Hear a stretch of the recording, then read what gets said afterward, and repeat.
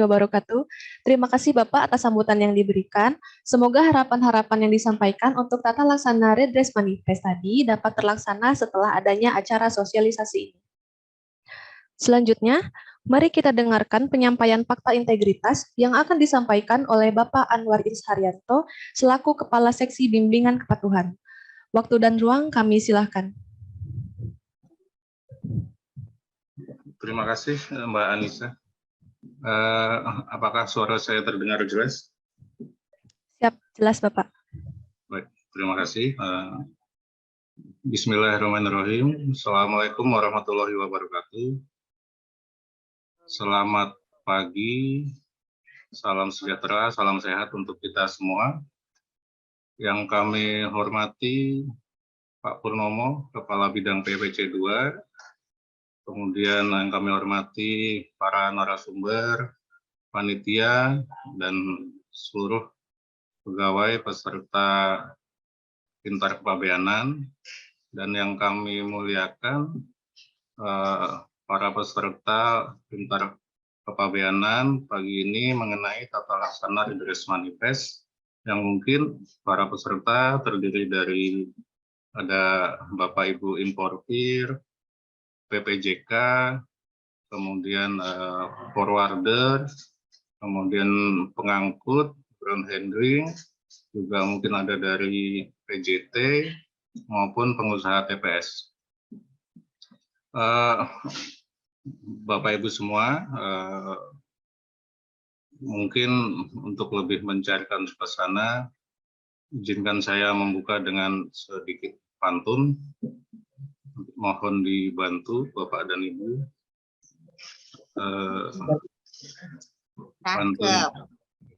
Pantunnya sakit kepala minum aspirin.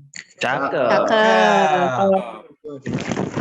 Biar nggak sakit, kita jaga kesehatan. Artinya. Selamat pagi para hadirin. Selamat bergabung di acara Pintar Kepabeanan. Cakep. Lagi Pak. Jangan ini duanya. Nanti ada lagi terakhir. Oh. Baik, Bapak dan Ibu semua, terima kasih atas waktunya dan bersedia hadir. Pada kesempatan kali ini, saya perkenalkan Anwar Haryanto, Kepala Seksi Bimbingan Kepatuhan. Pada kesempatan ini akan menyampaikan mengenai fakta integritas, sanksi, dan kompensasi untuk pengguna jasa. Bapak dan Ibu sekalian, salah satu implementasi dari reformasi birokrasi di bidang kepabeanan dan cukai, dan juga sebagai salah satu pelaksanaan program kerja mandiri Bea dan Cukai kantor Bea dan Cukai Sonarata, salah satunya yaitu mengenai penerapan fakta integritas, sanksi dan kompensasi bagi pengguna jasa. Kami sampaikan bahwa pada tanggal 29 Agustus 2022 telah dikeluarkan, telah terbit surat keputusan Kepala Kantor Bea dan Cukai Sonarata nomor 3121, yaitu tanggal 21 yang mengatur tentang fakta integritas, sanksi dan kompensasi. Mohon izin, mungkin karena ini harus masif disampaikan, mungkin pada beberapa kesempatan mendatang, untuk kegiatan berupa barangkali sosialisasi, kemudian FGD, rapat atau diskusi, mungkin tidak bosan-bosan akan kami sampaikan hal mengenai fakta integritas seperti ini. Baik, apa sih fakta integritas, kemudian sanksi dan kompensasi, mungkin bisa disampaikan di share screen.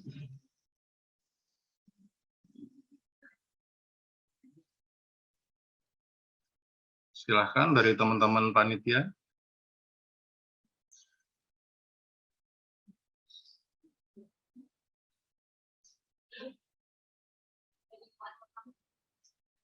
Dari saya langsung. Tadi nggak dibilangin. Apa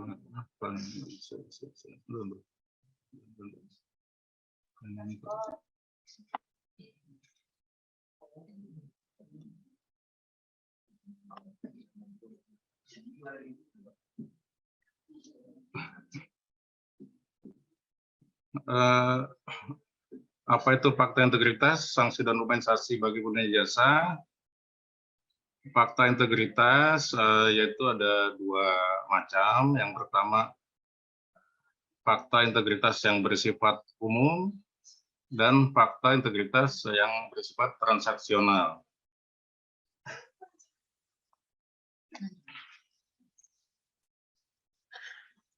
Fakta integritas yang bersifat umum yaitu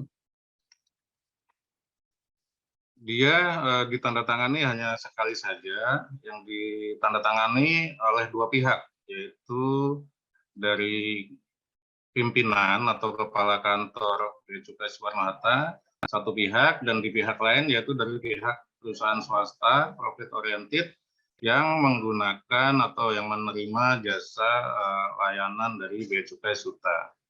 Kemudian pengguna jasa itu telah dan atau akan melaksanakan kegiatan pembayaran dan cukai di KPU Suta secara rutin, kemudian juga nanti akan mendapatkan surat dari kepala kantor, dari kantor, dan penandatanganan syaratnya adalah pimpinan minimal setingkat direksi perusahaan.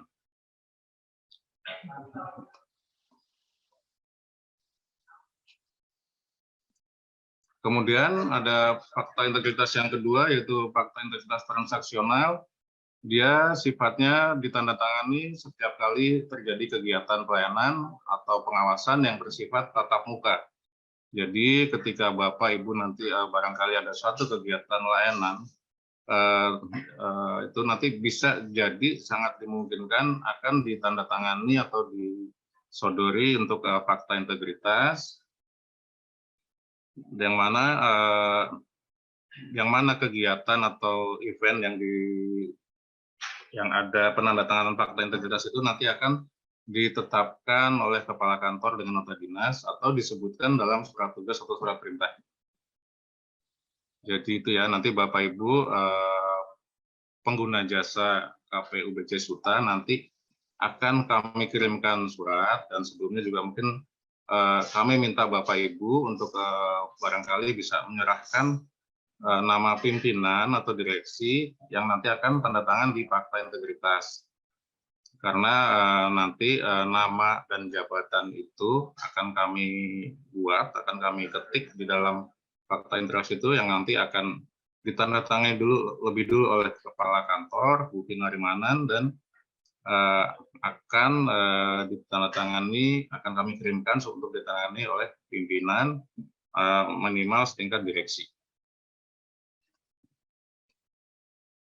Itu tadi fakta integritas. Kemudian ada sanksi ini sanksi kepada pengguna jasa, yang dikenakan bila pertama menolak menandatangani fakta integritas, kemudian yang kedua terbukti melakukan pelanggaran integritas, yaitu berupa bisa saja suap atau gratifikasi lainnya yang telah melalui proses penelitian maupun pemeriksaan. Jadi tidak serta-merta hanya dugaan atau apa melakukan pelanggaran integritas, tapi harus melalui proses penelitian dan pemeriksaan. Sanksi kepada pengguna jasa dapat berupa penyesuaian level risiko berupa penurunan, downgrade, kemudian pelayanan sesuai batas maksimal, yaitu bisa juga melipat gandakan waktu penyelesaian dari batas janjianan, jadi bisa diberikan pelayanan maksimal atau bahkan lebih, itu sebagai salah satu sanksinya.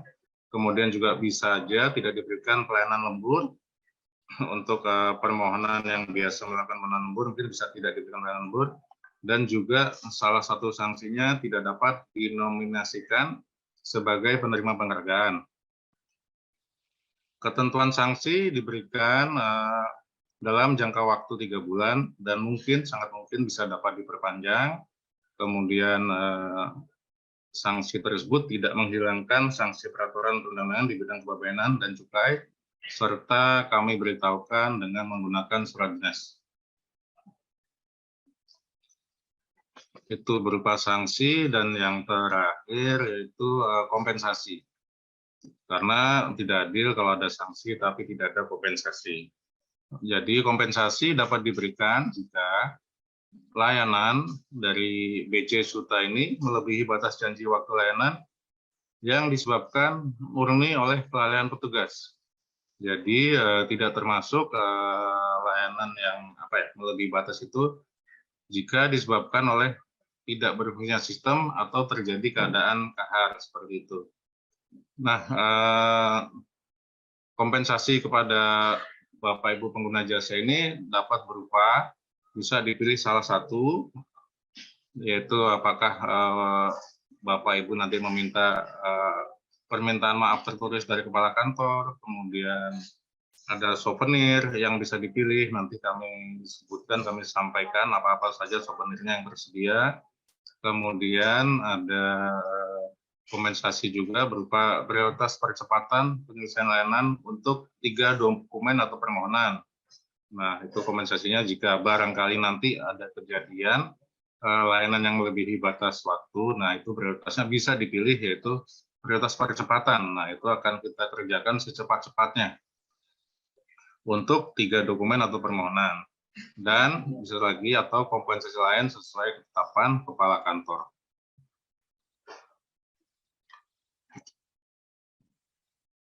Baik, itu saja Bapak dan Ibu untuk materi mengenai integritas. Ini nanti akan kami sampaikan barangkali setiap ada kegiatan sosialisasi, FGD, atau pertemuan lainnya seperti itu. Barangkali ada pertanyaan dari Bapak Ibu pengguna jasa, bisa disampaikan di akhir acara setelah penyampaian materi berikutnya. Kalau bisa nanti pertanyaan khusus untuk fakta integritas, biar lebih seru juga, sebelum penanya bisa disampaikan pantun juga. Bapak Ibu, saya rasa cukup demikian dari kami untuk fakta integritas, sanksi, dan kompensasi. Semoga kita semua makin aware, dan untuk menutup penyampaian kami, izinkan juga ada satu pantun lagi. Mohon dibantu. Handphone mati, belum dicas. Cakep. Dicas sebentar, langsung aktif. Artinya. Mari kita jaga integritas, supaya layanan tetap nyaman dan kondusif. Pak Anwar cakep. Terima kasih Bapak dan Ibu semua. Wassalamualaikum warahmatullahi wabarakatuh. Waalaikumsalam warahmatullahi wabarakatuh. Terima kasih Bapak atas fakta integritas yang telah disampaikan. Selanjutnya, untuk mengabadikan momen kita hari ini, kita akan melakukan sesi foto bersama terlebih dahulu. Kami persilahkan kepada Bapak Ibu yang belum mengaktifkan videonya untuk mengaktifkan video terlebih dahulu, dan kepada panitia dimohon untuk bersiap.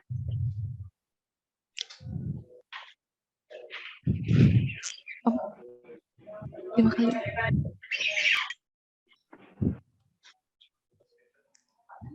Siap. Bagaimana Bapak Ibu Sobat Lepas Landas? Sudah siap? Mari kita mulai.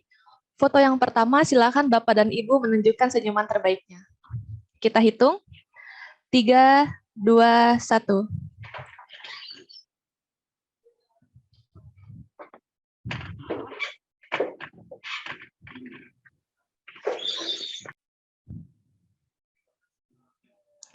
Baik, untuk foto yang kedua, kita akan bergaya lepas landas. Tangan kanan diserongkan ke arah bahu seperti ini. Baik, kita mulai. 3, 2, 1.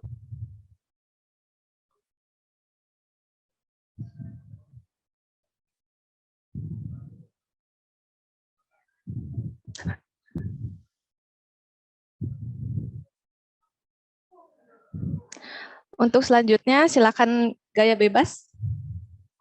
Kita mulai. 3, 2, 1.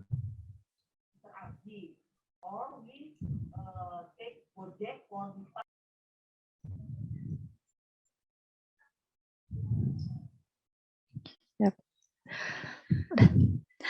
Boleh beri tepuk tangan virtual yang meriah untuk kita semua? Baik. Sobat Lepas Landas yang berbahagia, pastinya sudah tidak sabar ya untuk mengenalkan materi dari narasumber kita pada pagi hari ini. Untuk penyampaian materi sampai dengan sesi tanya jawab nanti akan dipandu oleh moderator, yaitu Saudara Rizaldi. Kepada Saudara Rizaldi, kami silakan. Baik, terima kasih MC Mbak Anissa. Apakah suara saya terdengar dengan jelas? Siap, jelas. Siap, terdengar dengan jelas. Terima kasih Mbak Anissa. Oke, selamat pagi Bapak dan Ibu Sobat Lepas Landas sekalian. Pastinya sudah tidak sabar untuk mendengar materi pada pagi hari ini. Sebagaimana sebelumnya MC telah memperkenalkan diri, izinkan saya untuk memperkenalkan diri. Sebagaimana pepatah lama mengatakan, tak kenal maka tak sayang maka ya sudah tidak apa-apa, berarti dia bukan jodoh Anda. Perkenalkan, saya Rizaldi dari bidang PFPC 2 yang akan menjadi moderator pada pagi hari ini. Materi pada pagi hari ini adalah seputar redress manifest. Sebagai petugas loket, setiap hari selalu mendapatkan pertanyaan terkait redress manifest. Dari mulai, Pak, untuk mengajukan redress manifest itu syaratnya apa aja?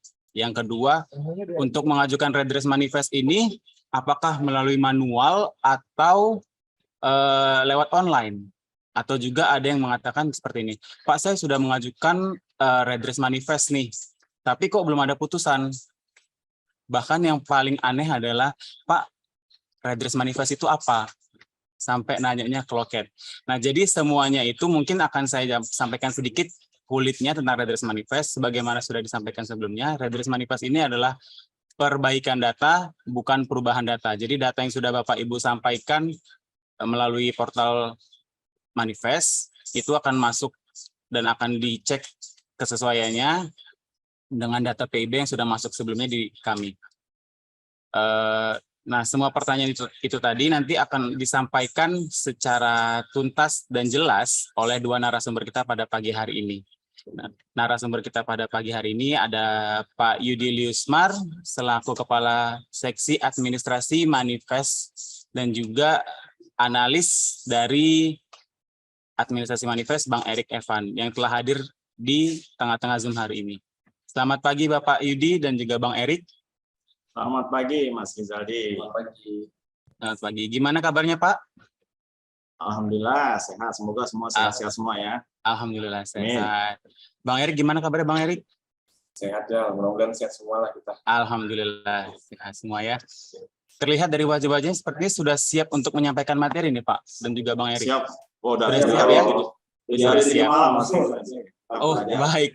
Persiapannya sungguh sudah sangat matang ya, Pak. 7 hari 7 malam. Iya, baik. Yang terbaik lah buat para pengguna jasa nih.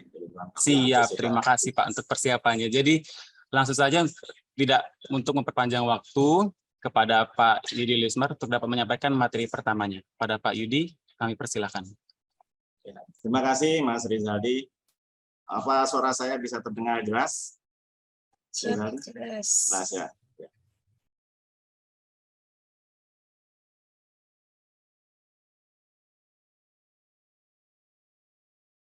Maaf. Yang terhormat Pak Purnomo, Kabid PFPC 2, KPU BC Suta. Yang terhormat para pejabat pengawasnya, ada Bu Lucy, Pak Anwar, Pak Widya, dan para fungsional KPU BC Suta, dan juga para peserta Pintar Kepabeanan, dan juga Bapak Ibu para pengguna jasa di lingkungan KPU BC Suta, peserta Pintar Kepabeanan. Alhamdulillah sehat-sehat ya Bapak Ibu semua. Sehat ya.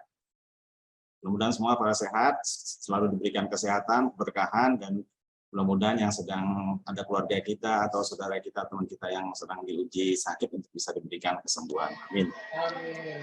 Izin Pak Purnomo, izin teman-teman semua, pada saat hari ini saya akan coba menyampaikan pintar kepabeanan tentang tata laksana dan ketentuan Riders Manifest.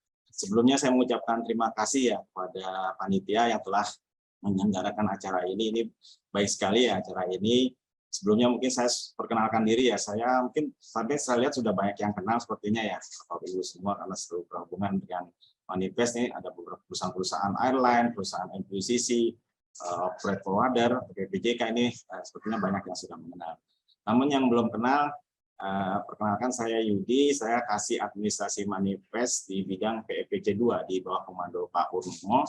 Jadi di KPU BC Suta ini ada 2 kasih administrasi Manifest, bidang PPC 1 dan 2. Kalau saya di bidang PPC 2 ini menangani terkait dengan layanan Riders Manifest baik inward maupun outward, kemudian layanan pecah pos baik inward maupun outward, ada layanan norek, dan juga kita melakukan rekonsiliasi PEB dan outward manifest. Kalau untuk di Manifest 1 itu melayani terkait dengan angkut lanjut, angkut terus, reekspor, kemudian pembukaan BCF 15. Jadi seperti itu. Jadi memang kita di KPU BC Suta ini ada 2 seksi administrasi Manifest yang menangani terkait dengan Manifest. Baik, untuk kesempatan kali ini saya mencoba menggambarkan secara mungkin alurnya dari awal dulu ya, biar mungkin Bapak-Bapak Ibu mungkin lebih enak mengikutinya. Dan sebelumnya tadi ada pretest ya Bapak Ibu. Gimana Bapak Ibu? Susah ya? Susah apa gampang? Karena ini pintar kepabeanan ya. Saya juga mengharap memang Bapak Ibu udah pada pintar-pintar semua. Nanti ini hanya refresh aja ya, hanya refreshing aja, penyegaran aja.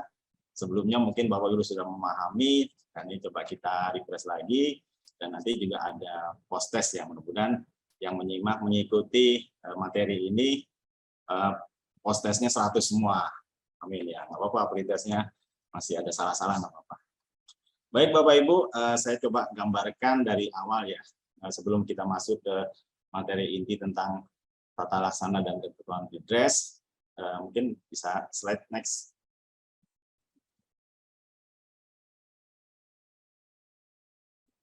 Next slide ya.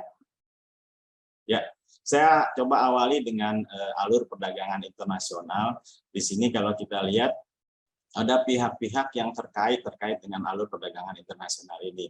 Ada eksportir atau shipper, ada importir atau consignee, ada shipping atau airline company, ada shipping agency atau ground handling, ada customs, dan ada 3 poin besaran transaksi ya. Di sini ada transaksi perdagangan yaitu antara eksportir atau shipper dengan importir atau consignee, kemudian ada transaksi pengiriman antara eksportir shipping atau airline company, atau shipping atau airline company dengan shipping agency atau ground handling, dan juga ada transaksi pabeanan antara ground handling atau NQCC dengan custom, dan juga di sini ada transaksi pabeanan antara importir dengan custom atau bea cukai, yaitu terkait dengan transaksi adanya dokumen kepabeanan yaitu PIB, PIBK, dan lain sebagainya.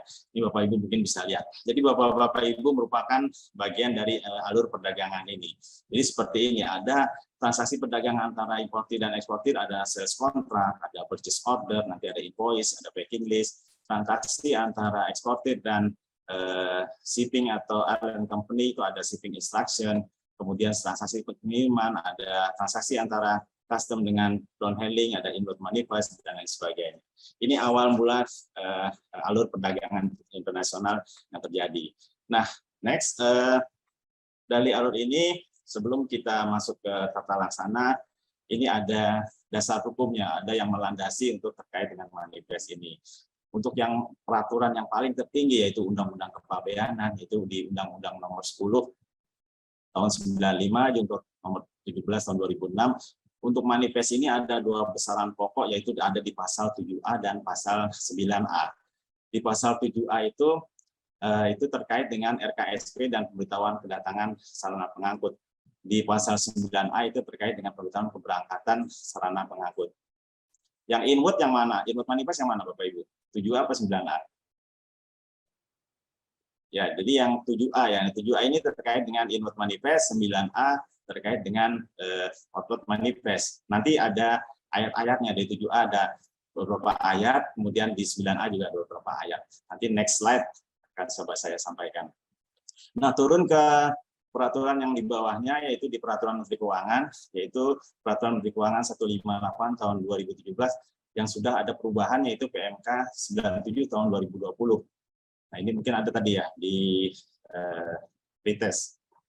Nah, ini hanya perubahan yang nggak terlalu signifikan, yang nggak terlalu banyak perubahannya. Itu terkait dengan ada F1 manifest, ada subtraction, ada redress, risk management, dan NLA connected. Nanti next akan saya coba uraikan. Kemudian peraturan di bawahnya itu di Peraturan Dirjen Bea Cukai nomor Per 38 2017 Junto Per 17 tahun 2019 Junto Per 11 tahun 2020.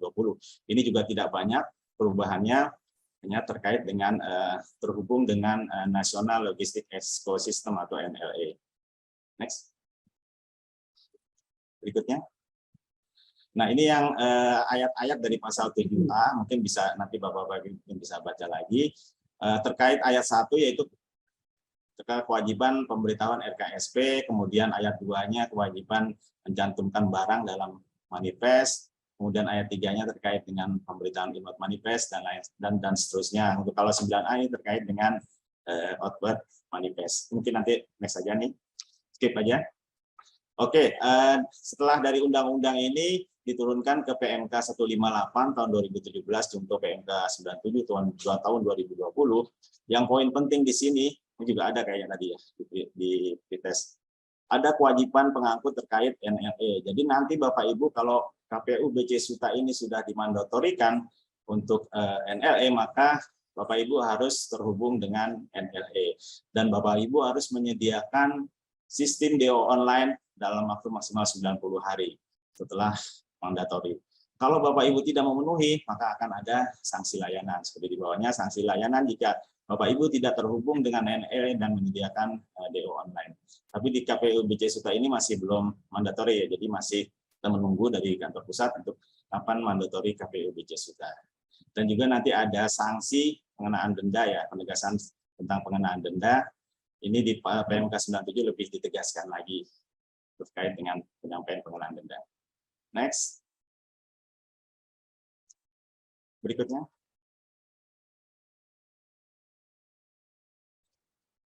Di PMK yang tadi yang perubahan dari PMK 158 itu PMK 97 ada hal-hal baru nih, hanya penambahan dan ada perubahan sedikit. Penambahannya itu tadi seperti saya sampaikan bahwa nanti harus terhubung dengan NLA dan juga harus menyediakan DO online dalam waktu 90 hari. Dan ini akan ada sanksi jika tidak memenuhi pemenuhan di pasal 3 atau tidak mengoneksikan dengan NLA dan juga tidak menyediakan DO online. Dan di pasal 26 ada yang dirubah, yaitu pengangkut yang tidak memenuhi penyerahan inward manifest sebagaimana di pasal 9 ayat 1 dikenakan sanksi. Ini ada penegasan lagi. Apa itu pasal 9 ayat 1? Next, bisa dilihat nanti di next slide berikutnya.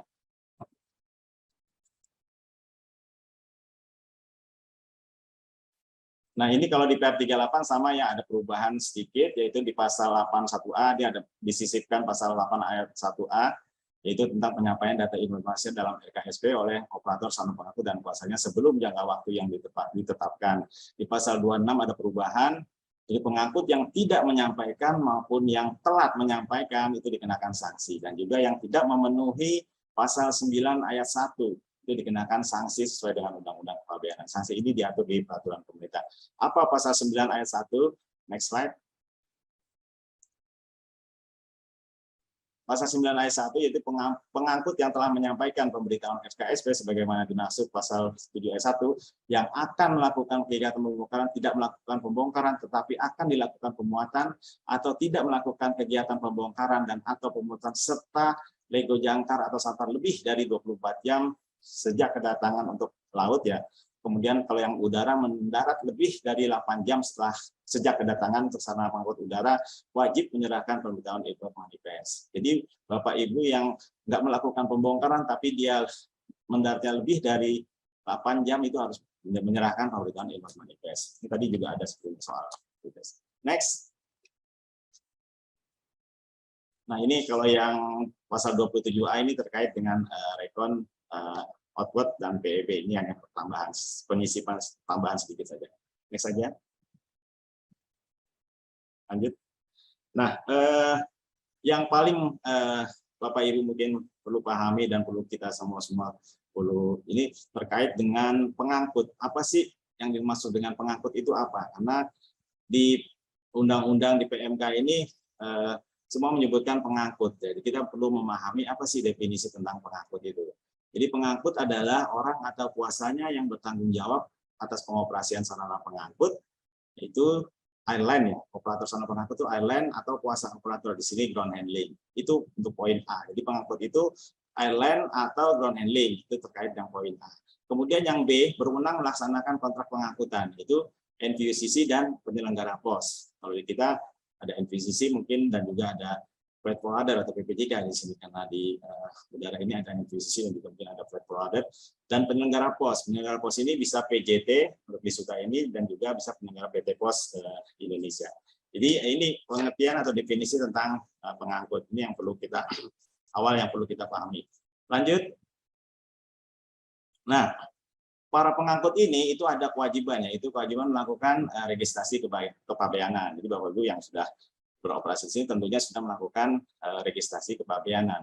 Nah, ini kalau misalnya NVCC belum terregistrasi, siapa yang menyerahkan manifest? Yaitu operator sarana pengangkut atau airline. Itu yang poin penting. Untuk registrasi ini ada di PMK 219 tahun 2019. Next. Nah, ini juga ada tadi kayaknya sepertinya di pretest. Untuk yang dikecualikan dari melakukan registrasi yaitu pengangkut luar negeri yang tidak memiliki izin pengangkutan terjadwal. Jadi dia tidak terjadwal pengangkutannya. Kemudian juga pengangkut dalam negeri yang berangkat keluar daerah pabean yang tidak memiliki izin pengangkutan terjadwal, pengangkut darat, terus juga pengguna jasa yang mengimpor, mengekspor sendiri sarana pengangkutnya, dan atau pengangkut militer. Ini dikecualikan dari melakukan registrasi. Lanjut. Nah, kita masuk ke pengertian redress. Seperti tadi sudah disampaikan Pak Purnomo, Pak Kabid.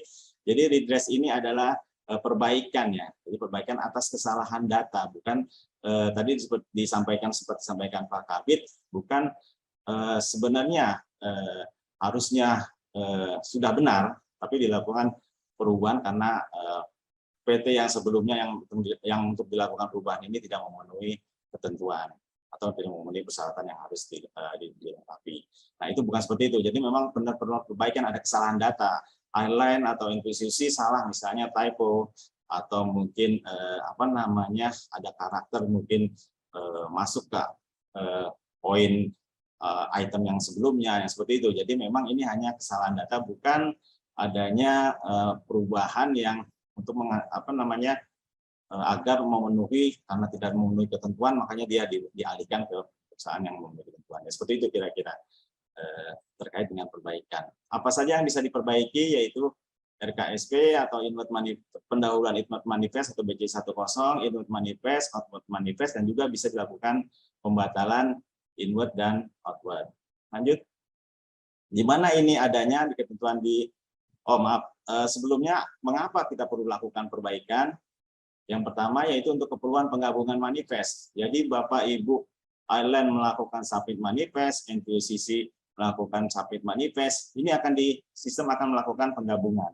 Kalau Bapak Ibu dari airline dan Bapak Ibu NVCC datanya sesuai, valid seperti yang disampaikan Pak Kabid, ini akan rekon otomatis. Nah, ini yang tidak perlu adanya redress. Maka ini yang kita harapkan Bapak Ibu tadi sampaikan Pak Kabid untuk mengisi dengan benar dan valid untuk data-data di manifestnya. Sehingga akan terjadi rekon otomatis yang tidak akan memakan waktu, membuang waktu sehingga memperlama untuk custom clearance-nya. Yang berikutnya untuk keperluan penyelesaian barang impor. Jadi kadang di sistem itu akan ada status cek manifest. Kenapa? Karena data antara di pemberitahuan impor itu tidak sesuai dengan data di inward. Makanya ini akan dilakukan redress atau perbaikan data manifest. Yang ketiga untuk keperluan penutupan pos. Nah, Bapak-Bapak Ibu, di manifest ini harus ditutup posnya. Itu dengan apa? Dengan pemberitahuan pabean, bisa dengan PIB, PIBK dan lain sebagainya, BC23 dan lain sebagainya. Kalau tidak, dia akan Bapak Ibu statusnya barang itu akan menjadi nanti ditetapkan menjadi barang tidak dikuasai, jadi tidak diselesaikan. Kemudian yang keempat yaitu untuk rekon. Untuk yang ekspor ini untuk pemberitahuan PEB ini harus sesuai dengan data outward, jadi nanti akan rekon. Kemudian untuk kelengkapan database SKP, data statistik untuk hasil kegiatan. Next. Nah, ini tadi dasar hukum manifest itu di undang-undang, kemudian ini dasar hukum untuk redress manifest ini diatur di PMK-nya itu ada di pasal 19 dan di pasal 20. Jadi yang pasal 19 terkait perbaikan, yang pasal 20 terkait dengan pembatalan. Jadi memang lumrah atau boleh Bapak Ibu melakukan redress manifest atau perbaikan manifest karena memang sudah ada di PMK-nya, di aturannya di pasal-pasalnya. Lanjut. Nah, ini mungkin nanti bisa dibaca aja ya. Pasal 19 itu di ayat 1 pengangkut sebagaimana pasal 2 dapat melakukan perbaikan data FKSP, input manifest dan output manifest. Jadi memang bisa Bapak Ibu melakukan redress atau perbaikan data. Lanjut. Next. Next. Lagi ya. Nah, jadi tadi sampaikan sempat sekilas oleh Pak Kabid bahwa siapa yang mengajukan redress, juga tadi seperti saya sekilas di kolom chat juga ada yang menanyakan. Jadi yang mengajukan redress itu adalah pengangkut ya, karena di undang-undangnya atau peraturannya sudah disebutkan pengangkut. Jadi nanti yang Bapak Ibu mengajukan redress itu bukan importir atau consignee. Jadi yang mengajukan adalah pengangkut. Pengangkut itu siapa? Yaitu bisa operator sarana pengangkut atau kuasanya atau ground handling dan NQCC atau penyelenggara pos. Jadi ini yang mengajukan redress. Selama ini mungkin beberapa di Siap Terbang yang mengajukan importir. Jadi yang mengajukan adalah pengangkut, airline atau NQCC atau ground handling. Next. Nah, ini beberapa contoh aja di antaranya ya. Nanti Bapak Ibu mungkin sudah pernah mengalami ada perubahan consignee to consignee. Jadi pengangkut airline sebagai penerbit AWB, terus shippernya sebagai pengirim barang, kemudian ada consignee yang awal, kemudian ada consignee yang akan di redress. Nah, ini yang biasanya perubahan yang dari tim analis kami ini akan melakukan penelitian terkait perubahan consignee. Dan untuk consignee ini perubahan mayor atau yang berat karena memang ini kita berubah status kepemilikan. Biasanya persyaratannya juga nanti akan lebih detail atau lebih banyak. Yang berikutnya juga ada perubahan agen forwarder untuk consignee aktual consignee, kemudian juga nanti ada perbaikan data, alamat consignee ini juga yang paling banyak juga ya, ada kesalahan penulisan, typo, Indonesia, gitu, ada juga yang kurang satu kata, kemudian tapi yang tidak menyebabkan perubahan entitas, dan juga ada perubahan alamat dan lain sebagainya. Ini banyak nanti ya, untuk lebih detail nanti akan disampaikan oleh Mas Erik Evan. Next. Nah, untuk di KPU BC Suta mungkin sekilas saya coba jelaskan bagaimana sih pengajuan redress manifest. Alhamdulillah di KPU BC Suta ini sudah menggunakan aplikasi Siap Terbang. Yang dulu sebelumnya masih mungkin Bapak Ibu mengalami masih menggunakan hard copy. Jadi Bapak Ibu membawa hard copy, kemudian dicek oleh vendor, kemudian dimasukkan ke dalam analis, kemudian dicek lagi, jadi masih dalam bentuk hard copy. Alhamdulillah ada aplikasi yang membantu Bapak Ibu yang menghemat biaya, waktu dan tenaga. Itu aplikasi Siap Terbang. Jadi Bapak Ibu cukup dari kantor bisa mengupload surat permohonan, kemudian dokumen pendukung, mengajukan melalui aplikasi Siap Terbang. Kemudian permohonan itu dilakukan penelitian oleh analis. Kalau ada kekurangan itu akan ada di keterangan di permohonan Bapak Ibu apa saja yang harus dilengkapi. Ini Bapak Ibu untuk segera dilengkapi. Nanti dilengkapi akan diproses lagi oleh analis jika memang sudah sesuai dan lengkap, dan bisa diproses untuk pengajuan konsep persetujuan redress-nya. Nah, ini Bapak Ibu mungkin bisa memahami bahwa ada kesalahan yang minor yang cukup sampai persetujuan di saya atau kepala seksi, ada yang kesalahan mayor yang harus sampai ke persetujuan di kepala bidang Pak Purnomo. Ini yang sering Bapak Ibu alami untuk kesalahan-kesalahan di persetujuan redress. Kemudian setelah itu akan diupload ya Bapak Ibu di Siap Terbang, makanya bisa dimonitor terus Siap Terbangnya, dan akan dilakukan setelah itu dilakukan edit dari sistem oleh analis. Dan SLA janji layanan kita sesuai dengan indeks kinerja utama kita bahwa untuk layanan redress input manifest ini ada 20 jam kerja ya Bapak Ibu ya. Jadi hitungannya kita jam layanan jam 8 sampai jam 4 di hari kerja, yaitu 20 jam. Jadi sekitar 2 hari lebih. Tapi alhamdulillah teman-teman analis itu bisa lebih cepat. Biasanya kurang dari 20 jam. Alhamdulillah, dan kita juga seperti disampaikan Pak Kabid, kita melakukan ada evaluasi tiap bulan, tiap semesteran, kemudian tiap tahun kita diadakan evaluasi tentang terkait SLA. Next. Habis ya. Nah, terima kasih Bapak Ibu semua. Sedikit yang bisa saya sampaikan terkait dengan tata laksana Redress Manifest ini. Untuk berikutnya bisa disampaikan oleh Mas Erik Evan terkait teknis, lebih tepatnya terkait persyaratan atau cara-cara untuk Redress Manifest. Terima kasih Bapak Ibu semua. Saya cukupkan. Assalamualaikum warahmatullahi wabarakatuh. Waalaikumsalam warahmatullahi wabarakatuh. Terima kasih kepada Bapak Yudi Liusmar atas materi yang telah diberikan. Tadi Pak Yudi telah menyampaikan beberapa layanan manifest yang ada di Bea Cukai Soekarno-Hatta dan juga dasar hukum tentang inward manifest serta alur proses dari redress manifest itu sendiri. Semoga materi yang disampaikan bisa bermanfaat bagi kita semua. Amin. Untuk selanjutnya, materi selanjutnya akan disampaikan oleh analis administrasi manifest Bang Erik Evan. Bang Erik Evan sudah bergabung? Bang Erik, gimana Bang? Masih semangat Bang? Udah mulai semangat ya Bang? Udah mulai deg-degan nih. Oh gitu, jangan dong Bang. Harus lebih semangat dari Pak Yudi ya Bang untuk menyampaikan materinya. Ya siap. Sudah siap Bang? Siap. Ya, langsung saja untuk materi selanjutnya akan disampaikan oleh Bang Erik Evan. Kepada Bang Erik, kami persilakan.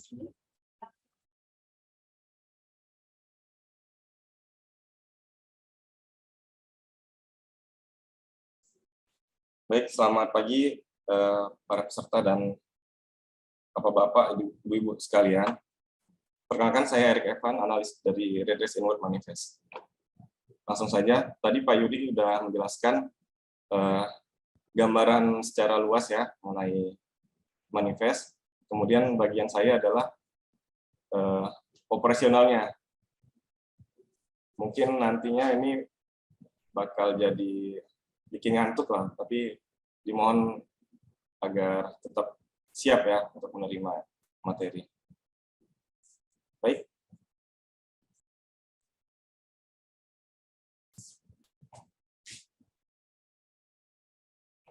Nah, dasar hukumnya adalah yang pertama Undang-Undang Pembayaran Nomor 17 Tahun 2006, kemudian diturunkan ke Peraturan Menteri Keuangan PMK Nomor 158 Tahun 2017, dan pelaksanaannya adalah Perdirjen Nomor Per 38 Tahun 2017.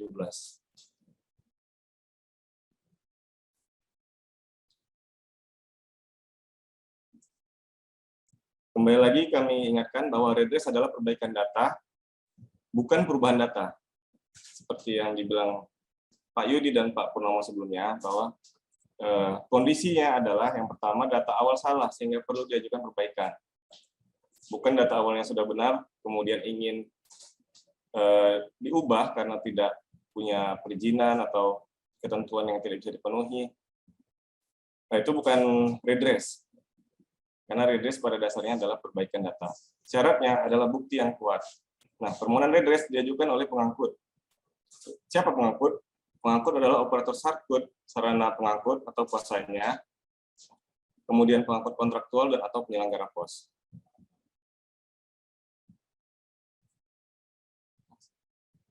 Permohonan redress semua melalui siap terbang. Menunya adalah redress inward manifest. Nah, nanti di situ ada redress inward manifest nama konsaini dan bukan selain nama konsaini. Kemudian dokumen yang persyaratkan telah dicantumkan juga pada menu tersebut. Ini yang poin nomor 3, sekalian juga menjawab dari chat tadi, permohonan diajukan oleh pengangkut. Pengangkut ini siapa? Yang tadi airlines atau kuasanya yaitu ground handling, kemudian NVOCC atau penyelenggara pos. Jadi bukan importir.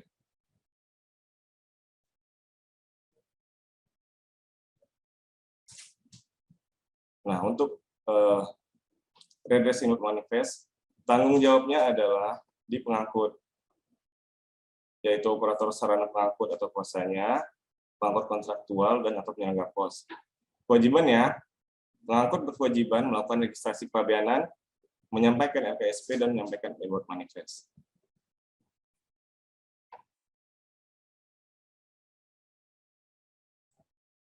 Nah, ini adalah sekilas proses bisnis Traders Inward Manifest secara luas saja ya. Jadi barang impor tiba atau landing di sini, kemudian ditimbun. Nah, ternyata ada data manifest yang salah, sehingga pengusaha mengajukan permohonan redress via siap terbang. Kemudian atas permohonan tersebut dilakukan penelitian oleh petugas. Nah, petugas hasil penelitiannya setuju atau tidak. Bila setuju, petugas menerbitkan respon persetujuan dan kemudian dikembalikan lagi ke pengusaha yang mengajukan. Mohon maaf, ini di sini sepertinya salah. Maksudnya adalah pengangkut. Oke ya. Jadi respon persetujuan dikembalikan kepada pengangkut melalui siap terbang juga. Sementara bila ditolak, misalnya ada dokumen yang kurang atau mungkin permohonan tidak dapat dilanjutkan, petugas juga tetap meneruskannya kepada pengangkut melalui siap terbang. Oke, next. Nah, ini kita masuk ke persyaratan pengajuan redress. Di sini nanti ada beberapa ini ya kategori. Yang ini adalah persyaratan umum dokumen, yang nantinya setiap kategori itu harus memuat persyaratan ini, karena ini adalah persyaratan umum. Yang pertama adalah surat permohonan dari operator sarana pengangkut atau ground handling, atau NPOCC, yang menyatakan alasan diajukannya redress beserta kronologi, yang ditandatangani oleh direksi atau pejabat yang ditunjuk. Nah, dalam hal permohonan perbaikan manifest itu untuk level master ya. Nah, permohonannya adalah dari operator sarana pengangkut atau ground handling. Sementara dalam hal permohonannya itu untuk level house atau subhost, permohonannya berasal dari NPOCC. Nah, di dalam surat permohonan itu juga langsung dinyatakan aja alasannya kenapa. Alasan diajukan redress itu kenapa, beserta kronologinya. Kemudian permohonan tersebut ditandatangani oleh direksi atau pejabat yang ditunjuk. Kemudian persyaratan umum yang kedua adalah surat pernyataan bermaterai atas keabsahan dokumen yang menjamin keabsahan semua dokumen yang dilampirkan. Berasal dari NPOCC untuk AWP dan berasal dari consignee untuk invoice, packing list, dan dokumen lain. Kemudian revisi AWB yang disahkan airlines.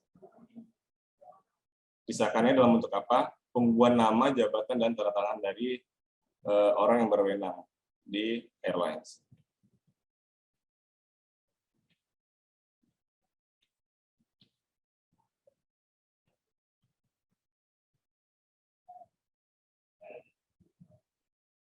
Oke, nah ini masuk yang pertama.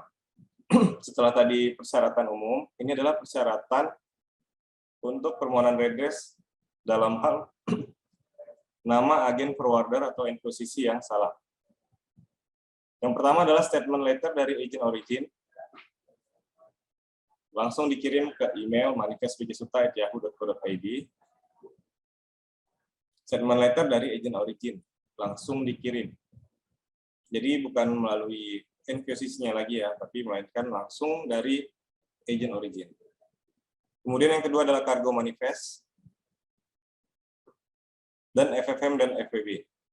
Nah, menjawab juga pertanyaan yang tadi di kolom chat, FFM dan FWB itu apa sih? FFM dan FWB itu dari airline ya. FFM itu adalah freight forwarding message, bisa juga dibilang seperti cargo manifest elektronik. Kemudian FWB-nya adalah freight waybill atau seperti AWB elektronik. Ini dari airlines. Asli dan revisi, jadi FFM dan FWB awal, kemudian revisinya.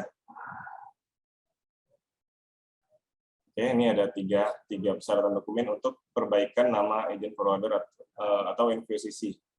Selain ditambah persyaratan umum dokumen yang sebelumnya ya, sebelumnya. Kemudian yang kedua, ini adalah persyaratan dokumen untuk perbaikan nama importir dari perusahaan ke perusahaan. Yang pertama adalah statement letter dari agent origin atau shipper, langsung dikirim ke email yang sama. Nah, jadi tidak melalui NVOCC ya, sekali lagi tidak melalui NVOCC, tapi langsung dari emailnya si agent origin atau shipper. Karena ini nama importir kan bisa, perbaikannya ini bisa level master atau level house. Sehingga ini dari agent origin atau dari shipper. Kemudian FFM dan FWB untuk level master, invoice dan packing list, kemudian ada bukti bayar barang ke shipper dan atau bukti komunikasi pemesanan dalam hal tidak ada bukti bayar. Bukti bayar barang ini maksudnya bukti pembelian, bukti transfer pembelian, bukan bukti pembayaran biaya masuk ya, tapi bukti bayar transfer pembelian. Kemudian ada surat pernyataan milik dari konsaini tujuan, yaitu konsaini yang dituju perbaikannya. Jadi misalnya dari PT A ke PTB, ya, surat pernyataan milik dari PTB. Kemudian surat pernyataan bukan milik dari konsaini awal, namun tidak diperlukan dalam hal telah ada bukti bayar yang menunjuk secara jelas. Kemudian ada surat pernyataan hubungan dari surat konsaini tujuan, yang menyatakan hubungan antara konsaini awal dan konsaini tujuan, dan legalitas NIB dengan hak akses kepabeanan. Sekali lagi, NIB dengan hak akses kepabeanan.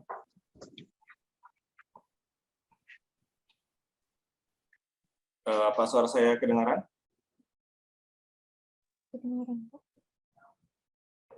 Siap, jelas Bang. Terdengar jelas, Pak. Oke, kita lanjut. Jelas, Pak, jelas. Nah, ini selanjutnya adalah perbaikan nama importir menggunakan QQ atau indent. Yang pertama, statement letter dari agent origin atau shipper langsung dikirim ke email yang sama. Kemudian surat kerjasama indent. Surat kerjasama indent. Sekali lagi ditekankan adalah surat kerjasama indent.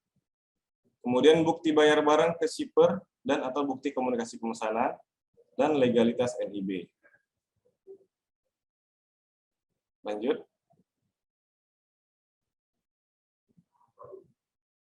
Nah, kemudian ini yang agak banyak. Perbaikan nama importir dari perorangan atau karyawan ke perusahaan, dan sebaliknya dari perusahaan ke perorangan atau karyawan. Yang pertama, statement letter dari agent origin atau shipper, kemudian FFM dan FWB untuk level master. Kembali ya, FFM dan FWB itu untuk level master.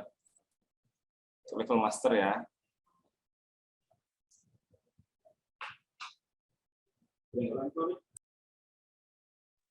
Terdengar jelas di saya, izin.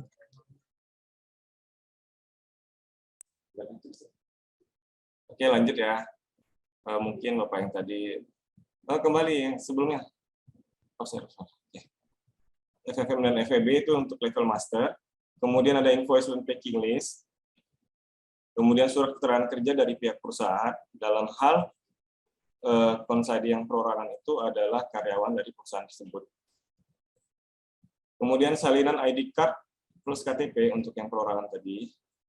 Surat pernyataan milik, surat pernyataan bukan milik, namun tidak diperlukan dalam hal telah ada bukti bayar yang menunjuk secara jelas. Nah, bukti bayar barang ke shipper dan atau bukti komunikasi pemesanan, serta legalitas NIB dengan hak akses kepabeanan.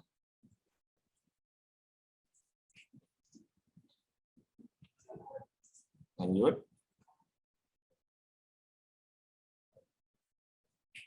Selanjutnya, ini adalah perbaikan nama importir perorangan ke perorangan.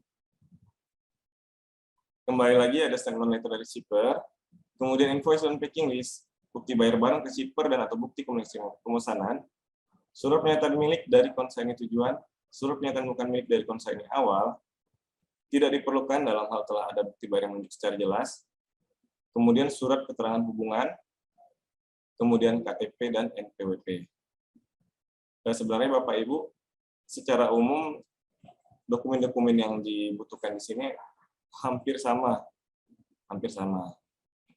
Cuma ada beberapa yang kita tambahkan dalam hal berbeda kategori. Seperti tadi misalnya yang buat QQ kan ada surat kerjasama inden. Jadi inden itu misalnya nih PTA memesan ke PTB untuk dibelikan barang dari luar negeri. Nah, jadi yang memesan itu bukan si PTA-nya langsung, tapi si PTB. Itu namanya surat kerjasama inden. Oke, ini nama importir perorangan ke perorangan. Selanjutnya, perbaikan nama notify party. Ini juga statement letter dari shipper, invoice and packing list, serta letter of credit dalam hal pembayaran melakukan melalui bank. Letter of credit, LC. Ini LC yang udah jadi ya, yang dari bank, transakan pihak bank. Kemudian persyaratan dokumen untuk redress nama konsaini barang pindahan atau personal effect, dan barang penumpang juga. Yang pertama, selain kembali lagi saya ingatkan,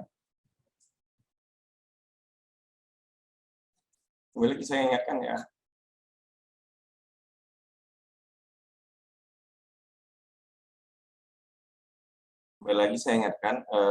persyaratan yang kita baca di sini, di slide-slide ini, ditambahkan juga persyaratan umum yang pertama ya, persyaratan umum dokumen yang pertama.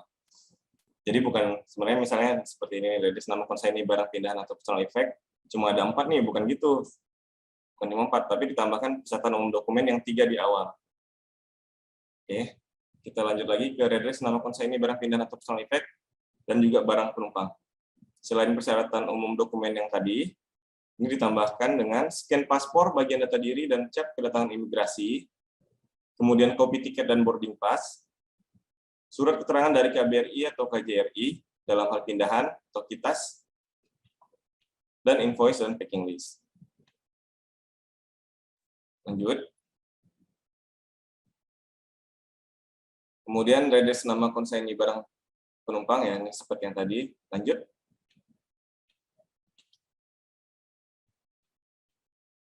Nah, untuk redress jumlah kemasan subpos, ini adalah laporan timbang memuat data kemasan. Mengenai kronologi tadi sudah dimasukkan ke surat permohonan ya, yang di awal, persyaratan umum.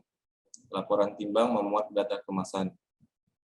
Laporan timbang berarti ini yang dari gudang ya, Bapak-Bapak dan Ibu, ini yang dari gudang, ada laporan timbang, dilampiri juga dengan fotonya, foto saat ditimbang. Lanjut.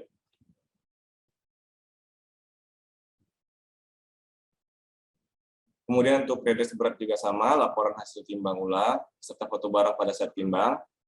Selanjutnya, persyaratan untuk redress alamat konsaini, legalitas untuk perusahaan, NIB dengan hak akses kepabeanan, atau NPWP untuk perorangan. Kemudian untuk perbaikan jenis pos, yang pertama adalah kargo manifest, bila perbaikannya dari normal standar ke konsolidasi. Dari normal standar ke konsolidasi. Normal standar ini direct ya maksudnya. Normal standar ke konsolidasi atau kargo manifest atau invoice dan packing list bila dari konsolidasi ke normal standar. Lanjut. Untuk uraian barang yang diperlukan adalah invoice dan packing list selain persyaratan umum. Kemudian ada nomor tanggal AWB, nama alamat shipper, jenis kemasan, pos, dan redress menurut lainnya. Persyaratannya adalah hanya persyaratan umum. Nah, ini adalah problem yang sering terjadi. Yang sering kita temui yang pertama adalah surat permohonan yang tidak sah. Tanda tangan dan cap tidak basah, misalnya di scan. Kemudian tidak berasal dari airlines atau NVOCC, seperti yang kita sudah jabarkan di awal.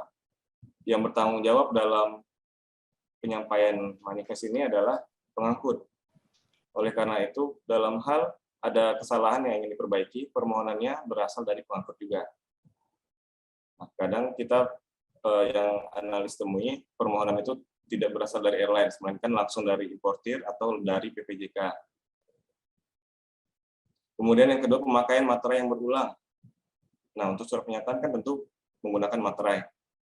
Namun seringkali ditemui materainya itu dipakai berulang atau dalam bentuk scan-scanan. Jadi satu dokumen dengan dokumen yang lain itu materainya sama. Nah, itu nggak boleh ya.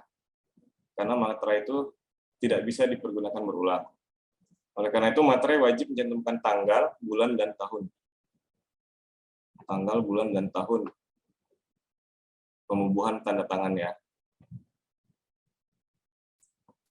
Kemudian isu selanjutnya, surat pernyataan yang template. Isi surat tidak sesuai dengan permohonan dimaksud. Jadi banyak ditemui surat pernyataannya itu seperti copy paste aja gitu. Copy paste dari surat pernyataan yang sebelumnya. Yang kadang tidak sesuai dengan apa yang dimohonkan untuk diperbaiki.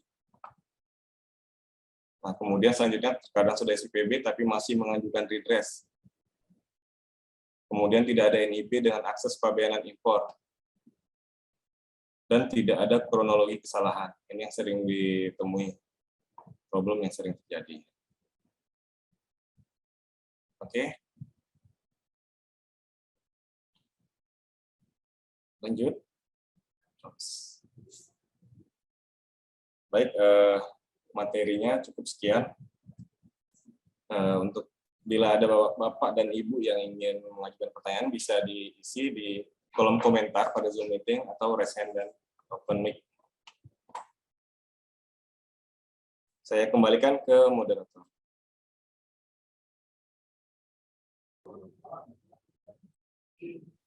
Baik, terima kasih kepada Bang Erik Evan atas materi yang telah disampaikan. Bapak Ibu Sobat Parlandas kalian, bisa saya tegaskan kembali dari penyampaian oleh kedua narasumber pada hari ini bahwa redress manifest adalah yang pertama perbaikan data, bukan perubahan data. Yang kedua, permohonan redress melalui aplikasi siap terbang dengan jenis layanan redress inward manifest. Yang ketiga, tanggung jawab pengajuan redress di pengangkut seperti airlines dan NVOCC. Lalu yang keempat, SLA dari redress inward manifest adalah 20 jam pelayanan setelah dokumen diterima secara benar dan lengkap oleh analis. Baik, luar biasa sekali untuk kedua narasumber kita pada pagi hari ini. Boleh Bapak Ibu Sobat Lapas Anda sekalian untuk memberikan tepuk tangan virtual yang meriah. Baik, terima kasih sebelumnya. Sebelum memasuki sesi tanya jawab, kami mohon Bapak Ibu untuk dapat mengisi. Belum proses Bang ya. Maaf sebelumnya. Untuk pertanyaan selanjutnya itu kita ada beberapa pertanyaan yang sudah masuk di kolom komentar chat. Untuk narasumber mohon dapat menjawabnya dengan cepat karena banyak sekali pertanyaan yang akan kita sampaikan. Kita akan mengambil pertanyaan yang pertama sebelumnya. Baik, Pak Mas Rizaldi. Siapa? Saya coba jawab ya kolom chat ya. Siap. Terima kasih. Alhamdulillah nih responsif ya, para pesertanya juga antusias ya. Jadi saya lihat banyak sekali pertanyaan di kolom chat dan juga pertanyaan juga bagus-bagus ya saya lihat ya. Mungkin saya coba jawab cepat ya. Dan juga analis kami di sini, kami juga ada analis yang lain yang mengikuti acara ini, itu ada Bang Afdal ya juga membantu untuk menjawab. Jadi saya jawab cepat ya Mas Rizaldi, yang Bapak Ibu semua, terima kasih pertanyaannya. Ini ada dari Pak Hari ya, terkait apa FFM, FWB itu telah dijawab tadi dari Mas Afdal. Itu FFM itu flat message, itu seperti kargo manifest ya. FWB itu flat bill, jadi seperti elektroniknya AWB. Kemudian ini dokumen elektronik airline. Nanti mungkin di sini ada yang dari airline yang mungkin bisa lebih detailnya, mungkin bisa coba sama kita sharing di sini sama-sama. Oke, kemudian C140 ini masih uji coba ya. Jadi hanya beberapa perusahaan C140 manifest ini hanya baru uji coba piloting. Jadi ada beberapa perusahaan yang dilakukan uji coba. Nanti kalau udah mandatori baru semuanya nanti akan berlaku untuk C140. 4.0 atau 040. Kemudian dari Pak Julian, persetujuan redress by system. Jadi emang redress ini seperti saya sampaikan di materi tadi, saya sampaikan juga oleh Mas Erik, itu kita menggunakan aplikasi siap terbang. Kemudian juga setelah disetujui, ini sistemnya, jadi ada sistem CESA, jadi ini yang secara otomatis dia kalau sudah diedit oleh analisnya itu akan bisa proses lebih lanjut. Terus berikutnya sampai ke custom clearance. Dari Pak Sortono, ini sebenarnya terkait dengan angkut lanjut, angkut terus ya. Jadi dari Balikpapan itu dia akan mengeluarkan outward manifest ke Cengkareng, Cengkareng akan mengeluarkan inward manifest, kemudian Cengkareng ke Singapura akan mengeluarkan outward manifest. Seperti itu kira-kira gambarannya, Pak Sartono. Kemudian Pak Zaki Bridgestone, dan juga ini sama nih pertanyaannya dengan Pak Irwin dan Pak Sabto, terkait dengan yang mengajukan siapa, yang mengajukan seperti saya sampaikan, yaitu sesuai dengan ketentuan dan peraturan yang ada, yang mengajukan permohonan redress manifest adalah pengangkut. Pengangkut itu airline atau ground handling, atau MVCC atau penyelenggara pos. Ini yang mengajukan permohonan di redress di siap terbang. Makanya ada notis atau ada pengetahuan bahwa yang mengajukan permohonan adalah dari airline atau dari pengangkut atau dari MVCC. Kemudian dari Pak Pantas, ini mungkin bisa dijelaskan ya Pak Pantas detailnya seperti apa, salah ketiknya seperti apa di redress manifest, kenapa yang menanggung MVCC atau salahnya airline, kenapa istilahnya gitu ya, seperti itu ya. Tapi mungkin nih saya belum tahu nih detailnya seperti apa, nanti mungkin bisa disampaikan. Pak Hendy juga seperti itu ya, menanyakan jika ground handling alur yang salah input seperti apa, apakah ada sanksi.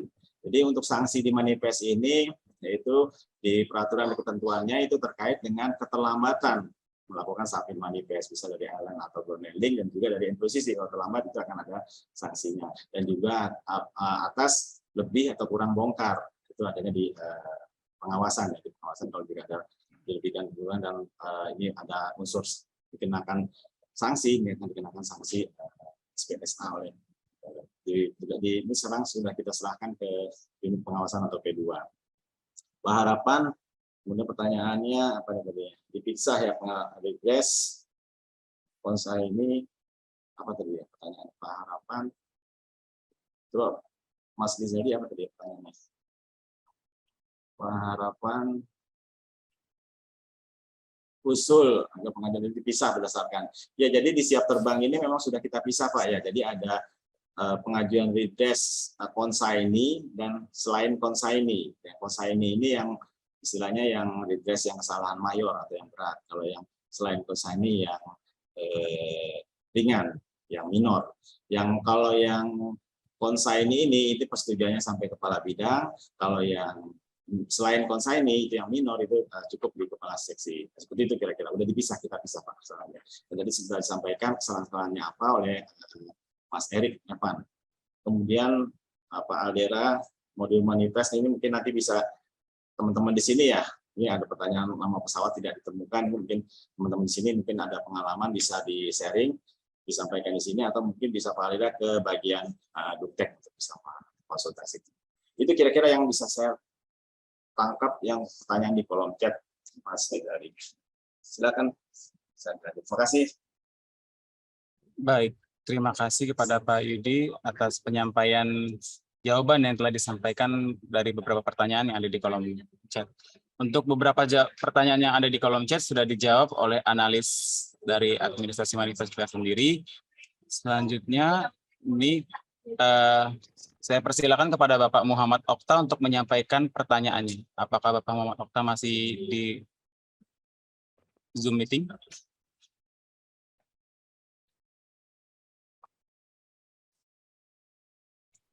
Bapak Muhammad Okta.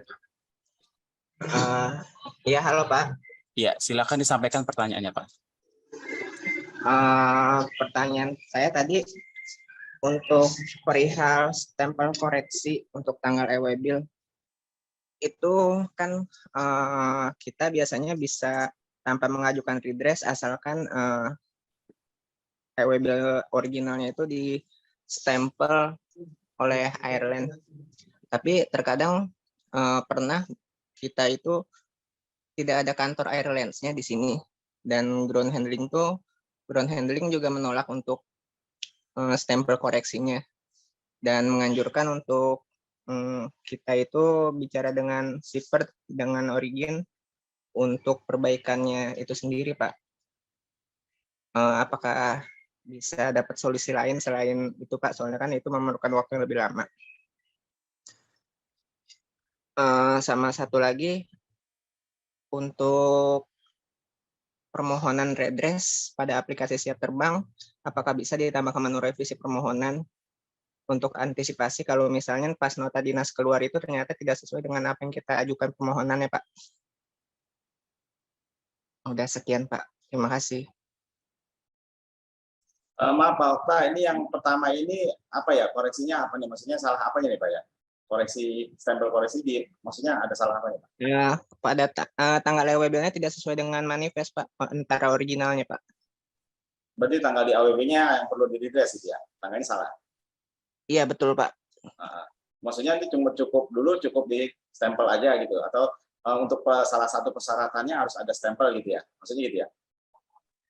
Kalau nggak salah, kalau dari sosialisasi sebelumnya katanya ini masuk perihal minor ya, Pak. Jadi kalau misalnya kita bisa dapat stempel koreksi, itu kita nggak perlu ngelakuin redress, Pak. Tapi tanggalnya salah, tetap salah jadinya, masih salah. Tanggalnya nggak sesuai, Pak. Jadi antara yang nge-link di manifest dengan original, Pak. Ya ini nanti Bang Erik ya, analis nanti mungkin bisa menjawab, mungkin ada pengalaman ini. Saya jawab yang kedua ya Pak ya. Apakah permohonan di aplikasi yang perlu ditambahkan menu ya Bang? Ini ya namanya kita ya Pak, mungkin manusia, mungkin kadang analis juga memang salah, yang mungkin intinya nggak sesuai dengan permohonannya. Itu ada beberapa memang nggak apa-apa Pak, Bapak ajukan aja atau infokan saja ke kami, nanti dari analisa akan direvisi atau dibuatkan yang benarnya Pak. Jadi kalau misalnya kalau ada menu sendiri nanti bisa dirubah-rubah sendiri gitu. Makanya kalau misalnya ada kejadian seperti ini, mungkin silakan Bapak hubungi aja kami di gedung B atau konsultasi, nanti bisa kita analisnya, kalau memang salah analisnya nanti bisa dilakukan revisi Pak. Gitu Pak. Ya Pak ya. Itu yang pertama, mungkin silakan Bang Erik. Sepertinya harus di-redress atau gimana, mungkin Bang Erik. Ya baik Pak. Untuk yang pertama tadi, kita tetap minta RW Bill yang benar. Berarti kalau misalnya tadi salah, yang minta tolong untuk dihubungi lah airline-nya. Karena maksudnya gini, yang dimohonkan adalah perubahan manifest. Sementara manifest itu kan dari RW Bill ya datanya. Nah misalnya RW Bill-nya masih tetap salah, berarti kan airline nggak copy. Airline nggak copy. Sehingga kami tetap mintanya perbaikan revisi RW Bill, kemudian distempel oleh airline. Jadi kita sama-sama enak nih. Airline yang copy, kita pun copy. Jadi bea cukai pun nggak ada masalah gitu. Jadi nggak ada solusi selain redress itu, Pak ya? Karena kan kalau kasus yang tadi kan itu airline-nya sendiri nggak ada kantornya di sini, Pak. Jadi harus komunikasi antara shipper dengan origin, Pak, untuk dapetin revisinya sendiri, Pak. Ya, tetap gitu, Mas. Tetap harus di-redress tanggalnya. Mas, izin Mas Okta, saya nambahin mungkin untuk meminimalisir waktu yang waktu proses yang lebih lama tadi yang dikeluhkan sama Mas Okta. Mungkin itu kan di awal tadi kan yang wajib itu salah satunya adalah ground handling. Apalagi yang kayak airline yang tidak punya perwakilan di Indonesia, itu kan yang tanggung jawab ground handlingnya. Mungkin bisa di-push aja ke ground handlingnya untuk memberi stempel atau apa itu. Mohon maaf Pak, sebelumnya juga udah coba minta dengan ground handling, tapi justru itu anjuran dari ground handlingnya sendiri Pak untuk komunikasi dengan antara shipper dengan origin Pak. Kemarin ada pernah case seperti ini Mas. Pernah. Dari pihak ground handlingnya malah bertanya ke teman-teman analis, perwakilan di Indonesia kan tidak ada Pak, apakah bisa kita sebagai ground handling untuk memberi cap sebagai pengganti legalisasinya WB revisi itu, mungkin bisa disampaikan seperti itu ke ground handlingnya Mas.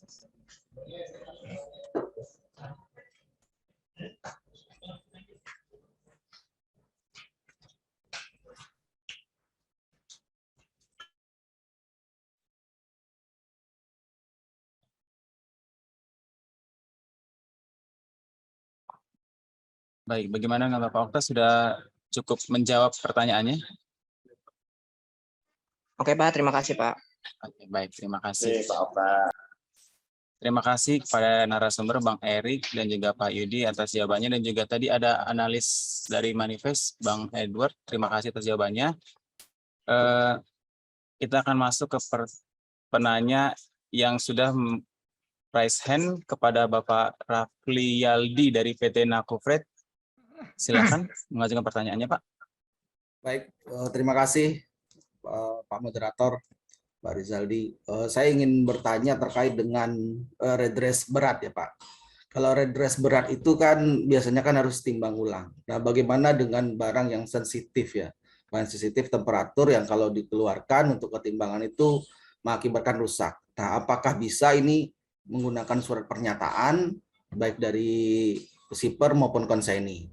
Yang pertama, yang kedua, tadi disebutkan di dalam paparan Pak Erik bahwa barang sudah SPWB itu mungkin tidak bisa diredress. Cuma kan ketika kita temukan sebelum barang keluar ada SPWB, apakah itu bisa tetap kita lakukan redress? Karena kan sering terjadi dicek lagi ternyata tidak sesuai gitu.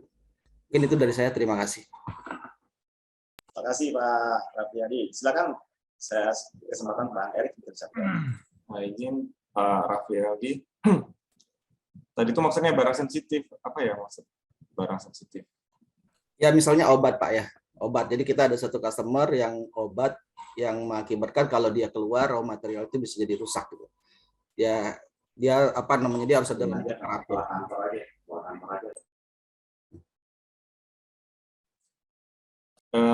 Kalau untuk redress berat kan kita mintanya laporan timbang nih dari JAS.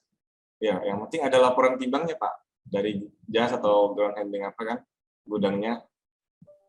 Yang penting ada laporan timbangnya. Customer-nya itu tidak bersedia barangnya keluar dari temperatur karena kan barangnya itu di dalam ruangan bertemperatur ya Pak. Nah dia keberatan nih. Oke. Kalau gitu Pak Rafli dari mana tahunya ya itu mesti di redress beratnya? Jadi dari informasi dari customer-nya Pak. Jadi kan ketika kita sudah submit misalnya barangnya itu sekitar 200 kiloan, tapi ternyata di manifestnya itu 400 kilo dari si airline-nya. Sehingga customer-nya nggak mau minta di redress karena dia nggak mau diaudit jadi masalah gitu loh Pak. Di di CPL yang mereka submit informasi pertama kali barangnya cuma 200 kiloan katanya begitu. Sehingga dia menginstruksikan kami untuk melakukan perbaikan manifestnya. Maksudnya dari awal dari sananya dari originnya itu misalnya gimana Pak? Dari origin. Kalau informasi yang kami terima Pak, jadi awal komunikasi itu dia sudah menemukan ini ada kesalahan dan dia meminta kepada si shippernya agar itu dilakukan perbaikan beratnya. Nah, informasi yang dia dapat dari shipper itu oke, mereka akan follow up ke airline informasi sebegitu. Jadi mereka sudah ada nih commercial invoice dan packing listnya sesuai dengan berat aktualnya 200 kilogram Pak. Tapi ternyata ketika sampai di Indonesia itu sesuai dengan dokumen awal yang 400 kilo beratnya yang tidak sesuai dengan aktual barang menurut informasi si konsignee. Sehingga dia meminta dilakukan redress kepada airline-nya. Nah, ketika minta redress kan saya informasikan persyaratan redress adalah harus ada timbang kan Pak. Kan karena ini soal berat barang. Nah, cuma dia berkeberatan kalau barangnya ditimbang dibawa keluar dari ruangan yang bertemperatur. Nah, bagaimana solusinya untuk hal ini? Apakah bisa dengan pernyataan atau harus bagaimana, Pak?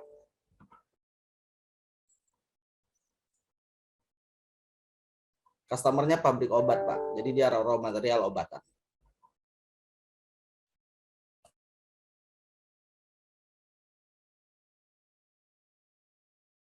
Mungkin saya tambahin Pak Raffiati. Ya, baik Pak. Kaitannya dengan berat tadi. Kalau dari berat itu kan berarti dia pada saat bongkar masuk ke TPS, itu tentunya ada pengecekan dari TPS ya Pak ya? Pada saat masuk ke JAS atau ke Garuda, turun dari pesawat kan dia masuk ke gudang di JAS atau Garuda. Iya Pak. Berarti ada pencatatan dari TPS JAS atau Garuda? Eh, saya kalau untuk pencatatan di JAS saya belum, jujur aja saya belum tahu Pak, karena kita belum dapat informasi tersebut dari JAS. Cuma kan barang itu ketika keluar dibongkar itu biasanya langsung masuk ke area temperatur Pak. Oke.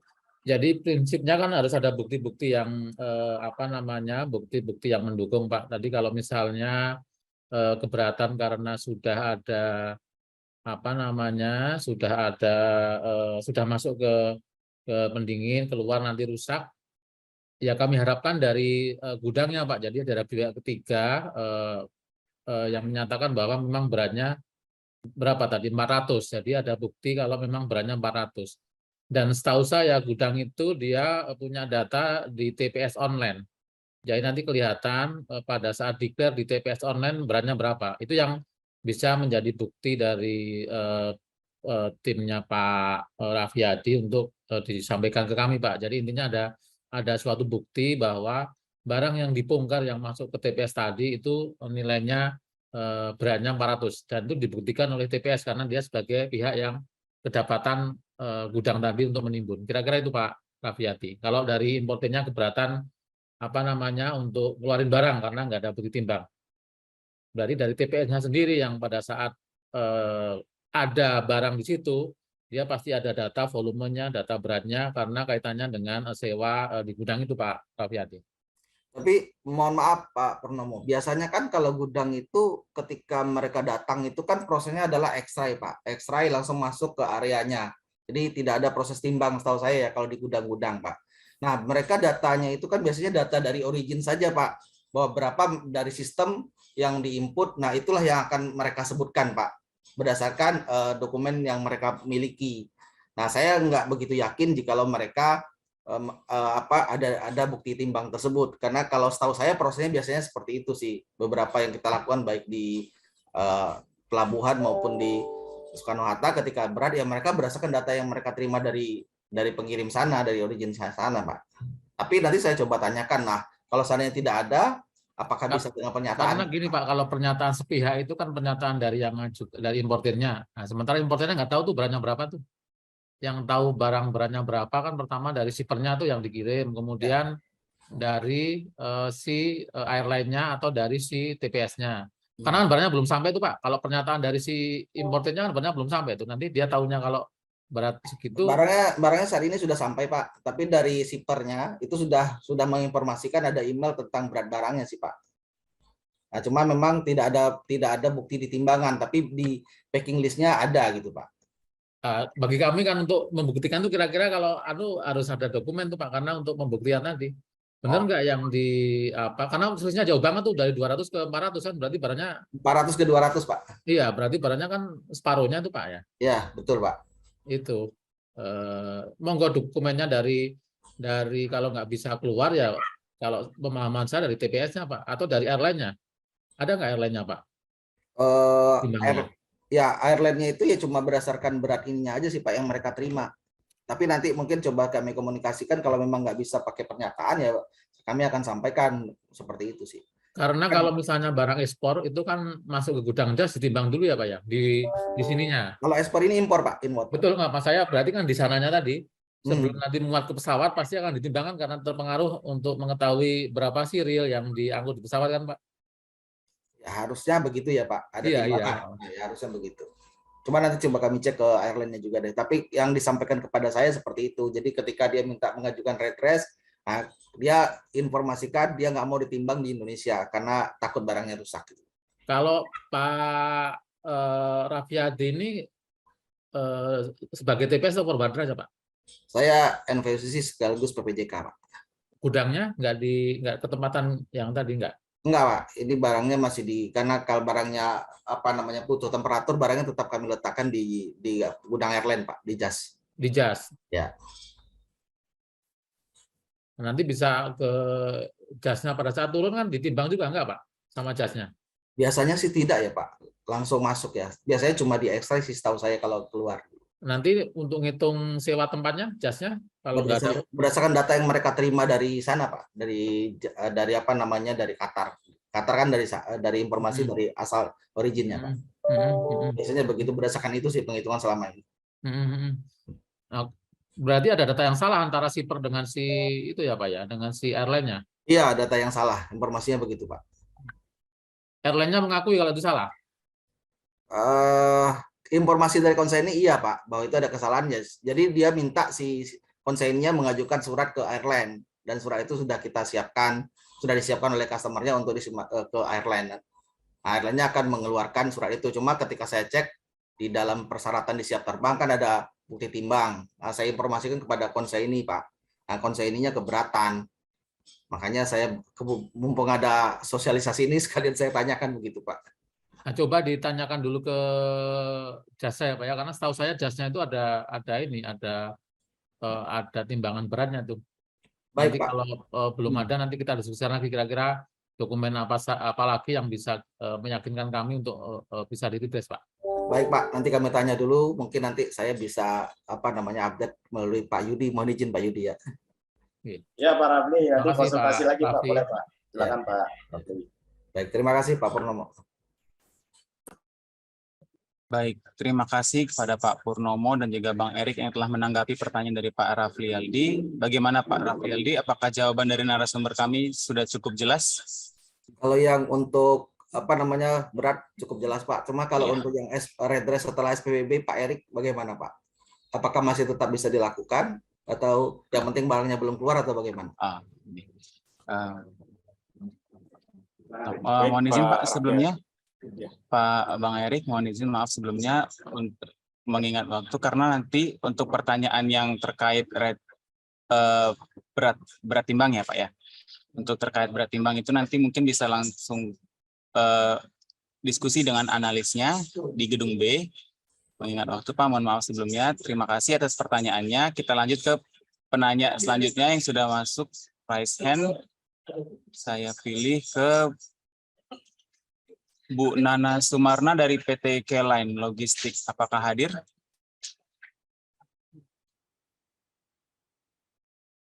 Ibu Nana Sumarna. Selamat siang, maaf Mas, Oh, bukan Ibu Nana Sumarna, Bapak-bapak Mas. Oh maaf Pak, sudah salah kamera.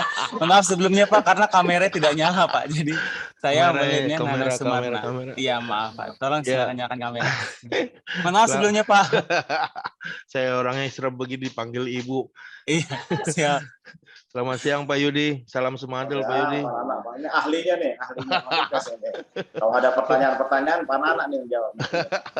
Selamat siang Bang Erik, salam sehat Bang Erik.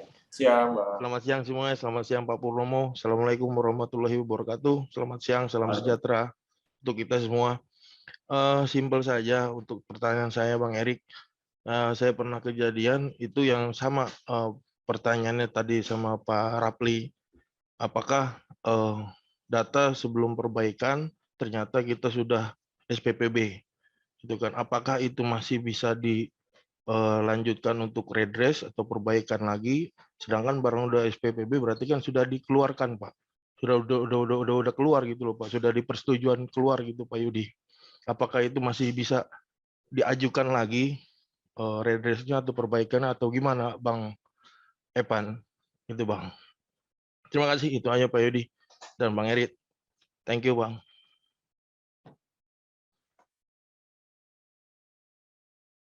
Baik, terima kasih Pak Nana Sumarna. Langsung saja ya. Status barang udah SPPB, tapi belum tentu udah keluar kan? Belum pasti udah keluar. Bisa jadi masih di gudang atau memang udah keluar. Gitu. Udah keluar Bang. Nah, kalau barang udah keluar ya udah nggak di gudang lagi nih. Udah nggak bisa Bang. Ya. Kalau barang udah keluar udah nggak bisa. Tapi kalau barang masih di gudang, kami nanti akan berkonsultasi dengan analis perbaikan PIB terlebih dahulu. Nah, dalam hal bisa dilakukan perbaikan PIB, manifestnya pun mungkin bisa. Tapi kita lihat dulu persyaratan dokumennya ya dan bukti lainnya apakah mendukung atau tidak. Ya. Jadi yang jadi masalahnya dari importir sendiri, karena itu sudah SPPB, berarti kan surat persetujuan pengeluaran barang. Tapi si importir sendiri minta diperbaiki, karena apa? Takutnya nanti diverifikasi atau didata, kalau misalkan di audit, takut dia juga kesalahan gitu loh Bang Erik. Makanya saya bilang nanti dulu ya Bu, nanti kita konsultasi dulu sama petugas yang manifest apakah perlu diperbaiki dengan redress atau tidak perlu. Tapi sampai sekarang pun udah nggak ada pertanyaan lagi, mungkin sama dia diabaikan kali gitu loh Bang Erik. Itu aja Bang. Karena itu Bang, seharusnya sebelum dikeluarkan, kan ini udah SPBB nih. Nah, status SPBB itu kan bisa aja misalnya jalur penjalurannya itu dapat jalur hijau, kemudian langsung Prioritas, otomatis Bang. SPBB, atau Ya. prioritas langsung SPBB kan. Nah, misalnya ada kesalahan seperti tadi, misalnya ada kesalahan berat, jumlah kemasan, atau mungkin konsaini, Betul. walaupun udah SPBB, jangan dikeluarin dulu. Harusnya jangan dikeluarin dulu. Jadi diajukan dulu perbaikannya nih. Nah, karena kalau udah keluar, ya nggak bisa lagi diperbaiki. Iya, itu udah secara otomatis pasti kayak gitu Bang Erik.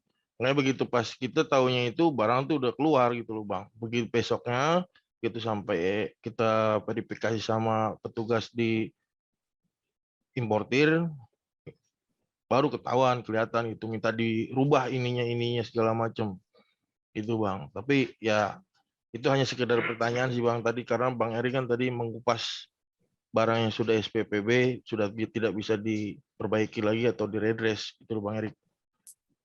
Ya, kembali lagi diingatkan ya, kalau udah SPPB, selama barangnya masih di dalam gudang belum dikeluarkan, nanti analis redress inward akan berkonsultasi dengan analis dari perbaikan PIB.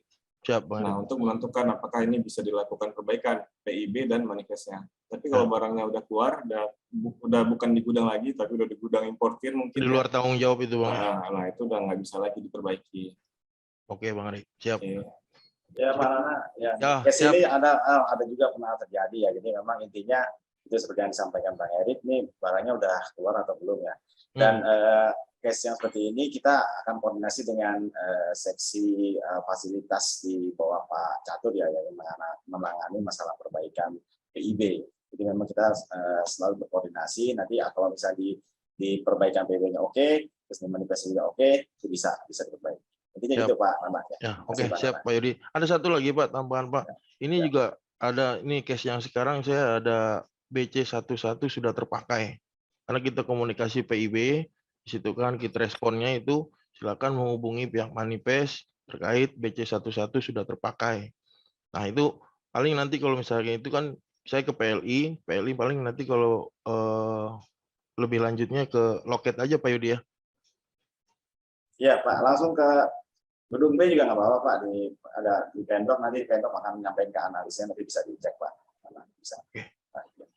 Siap Pak Yudi, terima kasih Bang Evan, Bang Rizaldi, Pak Purnomo, semuanya teman-teman semua, salam sehat semuanya ya. Selamat siang, terima kasih. Terima kasih Pak Nana, saya nambahkan sedikit Pak Nana, dan tadi pertanyaan kedua dari Pak Raffi, dan saya kira mungkin ada beberapa Bapak Ibu semua yang mengalami hal yang sama dengan Pak Raffi dan Pak Nana, kaitannya dengan bagaimana kalau barang sudah SPPB, apakah bisa diredress atau enggak? Kira-kira kan pertanyaan itu tadi Pak. Betul Pak. Nyambung dengan pertanyaan Pak Nana dan Pak Raffi, kemudian penjelasan dari Pak Erik dan Pak Yudi, bahwa barang yang sudah SPPB tentunya sudah ada dokumen PIB-nya. Betul. Karena nggak akan ada SPPB kalau nggak ada PIB-nya. Itu yang pertama.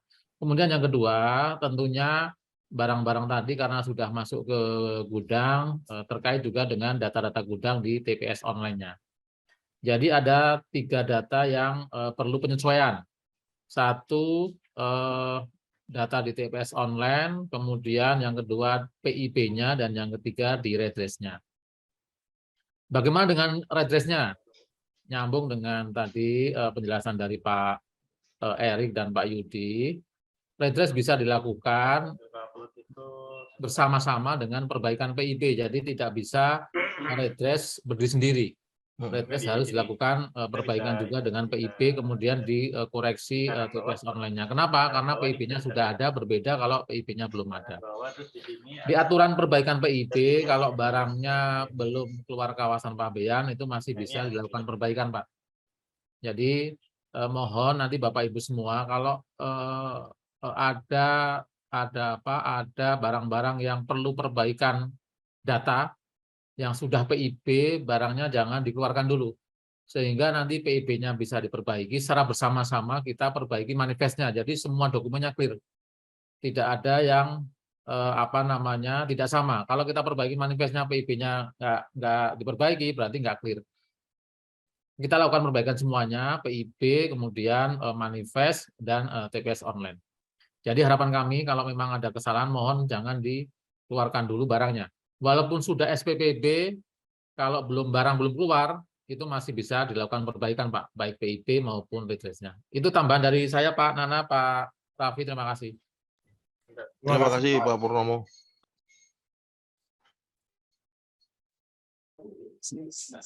Baik, terima kasih kepada Pak Purnomo, Pak Yudi, dan juga Bang Erik yang telah menanggapi pertanyaan dari Pak Nana Sumarna dan juga pertanyaan kedua tadi dari Pak Rafli Yaldi. Bagaimana Pak Nana dan Pak Rafli, apakah jawaban dari narasumber kami sudah cukup jelas? Jelas, Pak. Terima kasih. Cukup jelas, Pak. Terima Baik, kasih, terima Pak kasih. Rizaldi. Baik, terima kasih. Tanpa mengurangi semangat dari Bapak dan Ibu Sobat Lepas Landas sekalian, karena keterbatasan waktu, kita akan mengakhiri sesi tanya jawab pada sosialisasi kali ini. Untuk pertanyaan dari Bapak dan Ibu yang telah disampaikan dan belum sempat dijawab oleh kami, bisa dapat langsung menghubungi analis manifest di gedung B. Terima kasih banyak kepada seluruh penanya yang sudah aktif memberikan pertanyaan kepada narasumber. Untuk sebagai penutupnya, izinkan saya untuk memberikan sedikit pantun.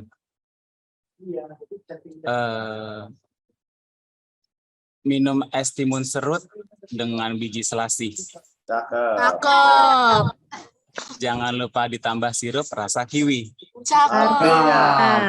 Saya Rizaldi mengucapkan banyak terima kasih. Sama-sama. Untuk selanjutnya saya serahkan kepada MC. MC saya persilakan. Siap. Cakep. Mantap, Baik. mantap Bang Belum Cakep ke ya. MC, saya izin menyampaikan sebentar, Mas Rizaldi ya, sebelum ke MC. Siap. Yang Siap. nyambung dengan diskusi kita di siang ini, bagi Bapak Ibu semua yang belum bisa menyampaikan, nanti minta tolong dari panitia untuk bisa mendata dalam satu line, apakah ke alamat email atau WA atau apapun namanya, nanti akan kami kompilasi Bapak Ibu semua, akan kami klaster beberapa permasalahan sehingga tergambar apa harapan dari Bapak Ibu semua kaitannya dengan redress manifest ini. Begitu nanti kami klaster, akan kami tindak lanjuti dengan diskusi dengan tim internal kami untuk perbaikan redress manifest maupun layanan manifest. Jadi itu merupakan konkret dari diskusi kita di siang ini, yang tidak hanya menyampaikan sosialisasi, juga menjawab dari kebutuhan Bapak Ibu semua. Jadi minta tolong nanti teman-teman panitia bisa sebelum mengakhiri ini bisa menyediakan line kemana Bapak Ibu semua yang ingin menyampaikan outputnya, permasalahannya sebagai bahan dari tim manifest untuk melakukan evaluasi. Itu dari saya kembalikan ke MC. Silakan Mbak Anissa, makasih. Siap, terima kasih Bapak Purnomo. Bagi Sobat Lepas Landas yang mungkin masih ada pertanyaan yang belum terjawab, dapat bertanya melalui live chat pada tautan linktree/humasbcsh atau pada akun sosial media Bea Cukai Soekarno-Hatta di Instagram @bcsuta, Facebook Bea Cukai Soekarno-Hatta, maupun Twitter di @bcsuta. Dan jangan lupa untuk di-follow ya. Tak lupa kami mengingatkan kembali agar Bapak Ibu dapat mengisi post-test yang telah disediakan oleh panitia melalui tautan hailing.me/bcshpintar, lalu klik pilihan post-test.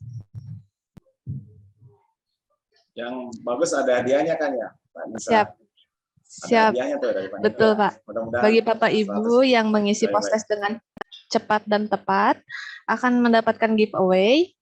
Pengumuman pemenang giveaway akan disampaikan melalui email yang dicantumkan pada saat mengisi kuesioner.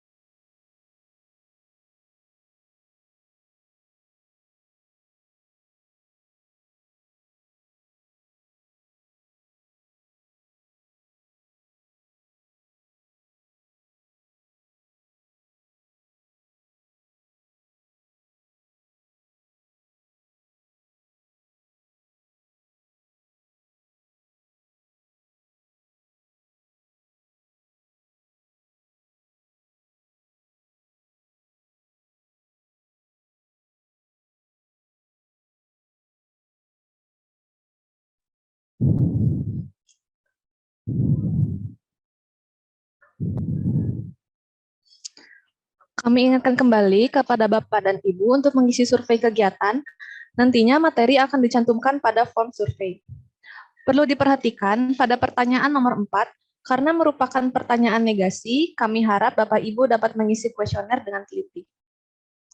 Selain itu, pengisian kuesioner ini juga sebagai salah satu syarat untuk mendapatkan materi yang akan dikirimkan melalui email yang telah Bapak Ibu daftarkan.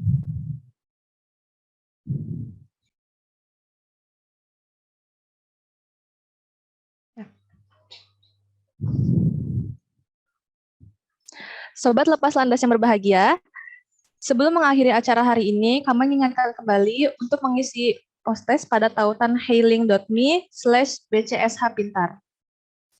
Dengan berakhirnya sesi tanya jawab tadi, maka tibalah kita di penghujung acara.